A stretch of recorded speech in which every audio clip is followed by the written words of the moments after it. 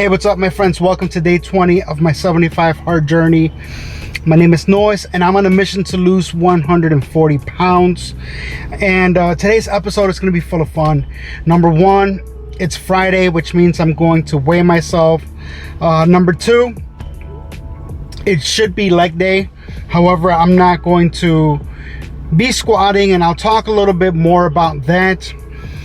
And man, I just got a bunch of work to do. I just finished doing a home inspection here in Chicago, and I've got a few appointments to set. I've got some new buyers, some new sellers that I'm onboarding, so just grinding along. And I can't wait to take you guys to the gym with me to show you what I'm doing for my knee recovery before it even gets injured. Because I mean, I don't know, I think a little bit of pressure might be something to worry about. I'm not gonna freak myself out though. Let's get it.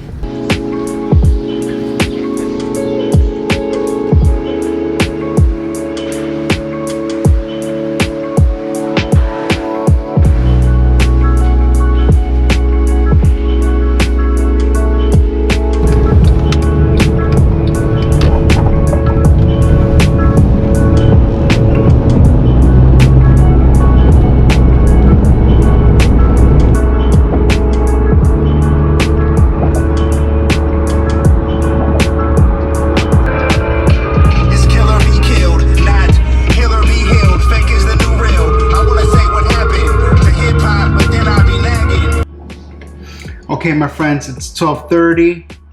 I'm about to break my fast because I'm intermittent fasting at the moment. And I just stepped on the scale and came in weighing 319 pounds, which means I've lost a total of 7 pounds within the last 20 days since I began this journey. And you know what? I'm happy about that because I know that coming into this journey, my metabolism was shot. Like my metabolism is struggling. That's just part of the reason why I'm spending so much time in a weight room. But I wanted to share with you guys what I'm about to eat. This is my lunch meal. Now, we bought a big piece of chuck roast that we were going to cook in the oven. You know, we really didn't have a plan. When I say we, I'm talking about my wife, Jessica, and I. We didn't really have a plan for it. Something told me just get some chuck roast. And it turns out that you can chop it up and make Caldo De Res, which is a Mexican beef stew. Overall, pretty clean stew, right? You have water, meat, maybe some potatoes, carrots, celery, cabbage, and chayote, which is kind of like a squash, a Mexican squash. And you slow cook it. So you cook the beef for about 3 hours. It comes out nice and tender. Anyway, long story short, it's a little hot outside today. I'm not in the mood to drink some stew, so to eat or drink or enjoy some stew, whatever you want to call it. I said eat because there's not much stuff left in it. I think we're getting close to the end of the batch. So I just wanted to share with you guys what I'm going to be eating. So for today's lunch, this is how I'm breaking my fast. I'm putting a bed of rice on a plate. On top of it, I'm weighing some of the cooked chuck roast, couple of potatoes, a carrot. I'm microwaving that, and that's going to be meal number 1 for me. All right, so lunch has 580 calories, 31 grams protein, 99 grams carb, and 10 grams fat. Now, the reason why this is so high in calories is because we had a little bit more rice, like a little bit more than a portion of rice left, but not enough to be a portion later. So what I did is I just threw in all the rice. That way I wasn't putting away, you know, a quarter cup of rice in the fridge, because that makes no sense. And then I put whatever meat we had left over. There wasn't much meat left in the stew. And pretty much like a big half Yukon Gold potato and a couple pieces of carrot. Now, it is what it is. Ideally, I would have a little bit less rice, a little bit more meat. That way I can do less of the potatoes.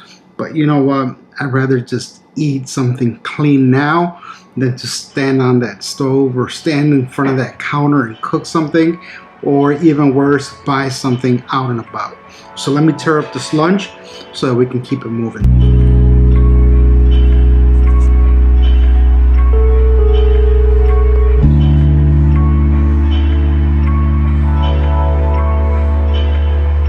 Okay, so I just made it into the gym, and like I said, I've been feeling a little bit of a funny pressure on my left knee. It's not necessarily pain, it's just discomfort. Like I know something's not right in there. So today's workout was supposed to be leg day. I don't feel good about missing leg day and not doing squats, and mainly the squats. I mean, all the other accessory work, I think it's, you can make it up as you go. But the squats I was really looking forward to. However, I don't want to irritate my knee any further. So what I'm going to do today is that I'm going to take a sled outside and I'm going to do some sled pulls. I'm going to pull the sled one way going backwards, the other way walking forward. So I'm going to pull the sled and then push the sled. I'm going to repeat this 10 times. And this building's maybe about like a block long. It's hard to describe. I don't even know how many meters it is. I'm sure that the owner of the gym knows how many meters this alley is. But I'm gonna do 10 sled pulls, each way. Pull, push. And then when I'm done with that, I'm gonna use one of these smaller boxes that are here. Like maybe one of these, but laid sideways so that I can do some step ups.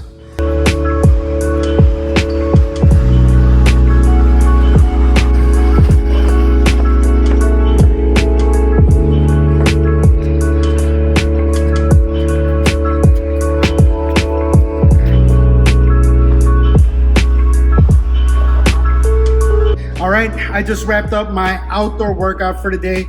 So for the knee recovery, I put the sled out there with 70 pounds on it, and I did 10 laps, right? Pull one way, push the other way, 10 times. That took me 45 minutes, and my quads were ready to give out right before the last set. So overall successful session. And the best part of it all is that my knees aren't hurting right now. So let's just hope that this reverse motion, this backward motion, and moving in an unusual pattern helped the problem. So the sun's about to set and I am just about done with my second workout of the day, which was an outdoor walk here in this beautiful trail. And my first workout was actually an outdoor workout itself, but I didn't want to disrupt my complete routine, because I didn't get to lift weights today. But I got to drag them around. And here, let me switch hands. Man, I feel pretty good about this week's weigh-in. 7 pounds down. It's fantastic. The scale's definitely moving in the right direction. And the thing that feels the best out of everything is that I've been pretty lenient with myself, right? I drew hard boundaries, hard lines where I shouldn't be crossing, and as long as I stay within those boundaries, it's all good. We're moving in the right direction. And so far I've been a man of my word, which is what I love to do. But this time to myself, I'm doing my weightlifting workouts. I'm doing my outdoor walks, finding time for the family, finding time for, my wife, business. I got to work on finding more time for church.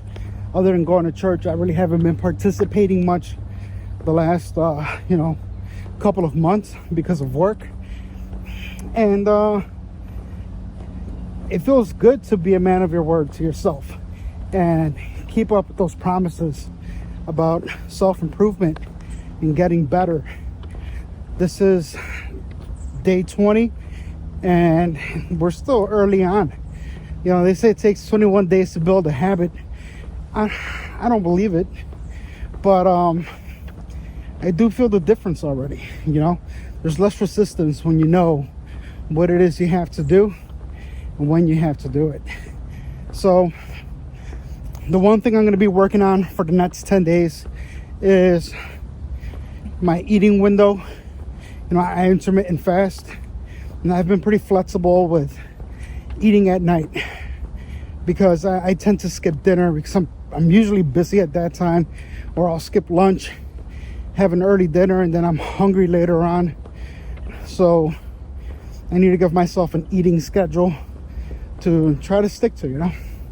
That way I'm not all over the place and having to find 1,000 calories to eat at 10 or 11 p.m. when I get out of the gym. So yeah, that's what's going to happen the next 10 days. Then after that, I'll start counting macros. So getting ready for that. My friends, if you too are on a weight loss journey just like me, if you've got some weight to lose and you keep on promising to yourself that tomorrow's the day, tomorrow's going to be day one, next Monday is going to be the day, you know, all those BS excuses that we tell ourselves, all these ill-willed negotiations that take place inside of our head. I encourage you to subscribe to this channel and walk with me. Drop a comment. We've got quite a positive community, and I just look forward to seeing that build. Hope you guys are doing well. God bless. Let's get it today, not tomorrow, and I'll see you on the next one. Peace.